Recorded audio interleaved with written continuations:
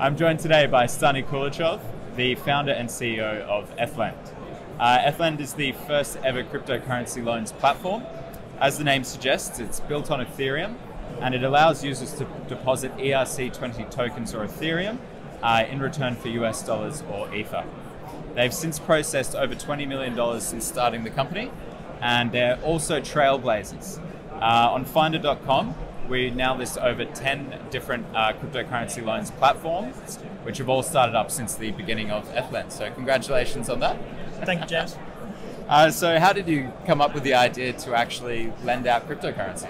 Well, the thing was basically I was still studying at the university back in Finland, Helsinki, and was researching about smart contracts and basically how we could use them in legal use cases. And then basically there was a big boom in ICOs back in 2016. Basically everything started back then, and basically we started to move towards financial smart contracts. And then we kind of tried to create a smart contracts where the participants, lender, borrower, and us were not dependent in each other basically with the use of smart contracts. So we were removing the trust.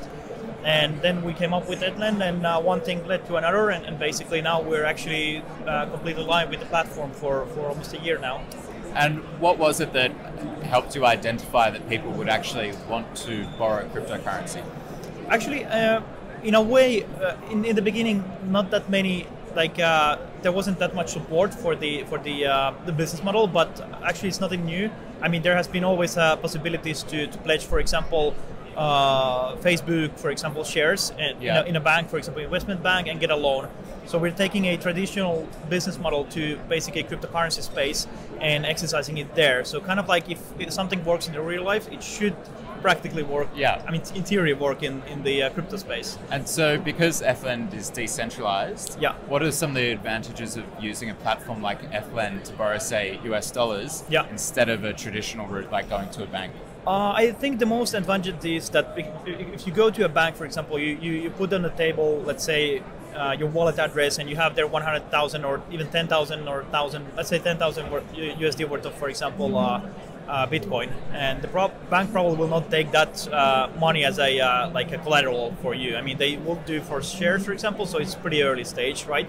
And secondly is basically, I mean, collateralized loans are in general much lower in interest yield, so you could in the future get when the asset class will settle, get lower yield, lower interest rates compared to, for example, unsecured lending. Okay, so it's cheaper in a sense? Is that?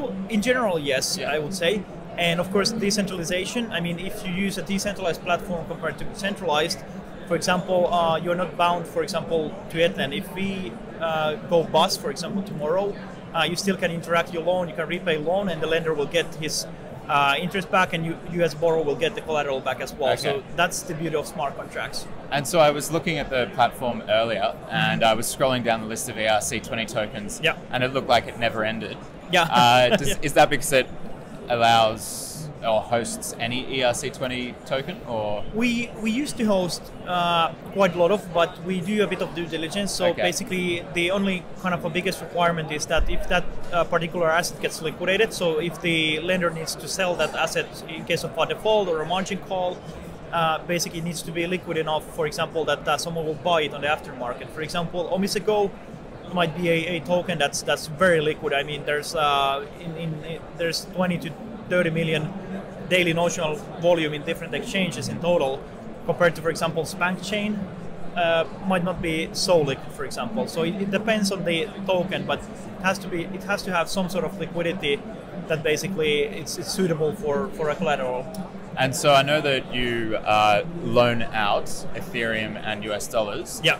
Do you have plans to add any other fiat currencies? I mean, for instance, we're in Berlin. Are euros going to be an option? Definitely, because we use practically smart contracts. What we do is we have Ethereum, as you said, and the US dollars we have basically the borrower borrows, let's say, 1,000 USD worth of Ethereum and returns 1,000 USD worth of Ethereum. So he's borrowing actually Ethereum, but in USD value, so he doesn't suffer the volatility. And we're adding now basically Australian dollars, euros, Japanese yen, India rupee. So there's multiple currencies. Plus we're adding multiple stable coins, for example, USDC and DAI, for example, as well. So there's kind of a lot of options what you can actually borrow. Okay, that's really exciting then. So what do you think the future of crypto loans is? Is this a market that you see to have a lot of expansion? Well, at the beginning it was pretty quiet, but after now that basically cryptocurrency holders are aware of this kind of business model and the opportunities it provides for holders, I think it's a growing model, especially when the holding periods are longer and you might need cash to pay bills, for example, and it's a good way to leverage without actually selling and losing your exposure. Yeah. Definitely, and that's why, for example, in Ethlend we are providing this solution to creditors as well who want to basically collateralize cryptocurrencies and give cash loans, for example, crowd lenders or just normal lenders in different parts of the world. I'm curious, since you're operating a crypto loans platform, do you see any particular trends in the uptake in loans? For instance, when the market's in a downturn, in a bear market, do you see more lending going on or less? Well, actually, yeah. I think whenever we have a big movement downwards, we see more and more loans. And I think people are pledging, if there is a trader, they're pledging to actually leverage to basically get more capital to invest more. Yeah. But in overall, I think it's pretty stable. I think in downside markets, there's just longer holding period, and that affects basically the users' abilities to basically pledge, take a loans against cryptos. Yeah. And so this kind of leads to the next question, which is about your company, Aave. Yeah. Is that the correct pronunciation? Aave, yeah. Aave, yeah. And so what do they do? Tell us a bit about that. Yeah, so basically Ethlend is part of Aave. So at the beginning we were just Ethlend, but now we basically rebranded and we have Aave and Ethlend is part of Aave. And now the another product that we are launching and spreading to the market is basically the same lending model that we have, but in a decentralized fashion. And so basically any creditor can start crypto-backed lending business model with our software. So it's kind of a SaaS model for creditors. So, for instance, could this mean that traditional lending platforms could actually take your software and now offer crypto loans as well? Yes, exactly. We have one of the biggest and oldest basically crowd lending platform, well, online lending platform in Switzerland. They will start up with our technology beginning of next year. Yeah, wow. Okay, that's interesting. Any other partners that you can share with us? We have one Australian partner. We haven't disclosed it yet, but we're disclosing within a couple of weeks, and it's going to be interesting in Australia. Well, you'll have to keep us updated on that. Yeah. And so we're obviously at TechCrunch Disrupt in Berlin. Yeah. So why are you here? What are you hoping to get out of the event? Well, actually, it's more about curiosity to see different people, different projects, and actually like to see other kind of development, not just blockchain related. Of course, we're very heavily into blockchain, but to see fintech and see, for example, artificial intelligence and also network with all these projects. Yeah. So it's more of us to understand what others are doing and thinking how we can leverage that technology in our future. Certainly. I mean, those industries you named, fintech and artificial intelligence, especially Internet of Things that I've noticed here as well, all of those seem to be platforms that are going to work very closely with blockchain in the future. I believe so, yeah. Yeah. And so lastly, we ask everyone this that comes on the show, when the clock strikes 12 on New Year's Eve, what do you think the price of Bitcoin will be?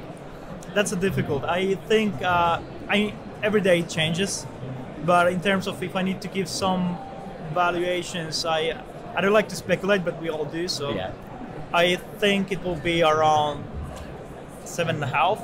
7.5? Yeah, I want to be optimistic. I mean, the audience is crypto audience. I like that. I usually get more more positive feedback when I tell good things. So I mean. There you go. And recently people have been guessing quite low with the downturn, so I like that you're standing up bravely in spite of everything. Taking the contrarian here. Yeah. Well, thanks very much for your time today, and I hope you enjoy the conference. Thank you, it was fun. Thank you.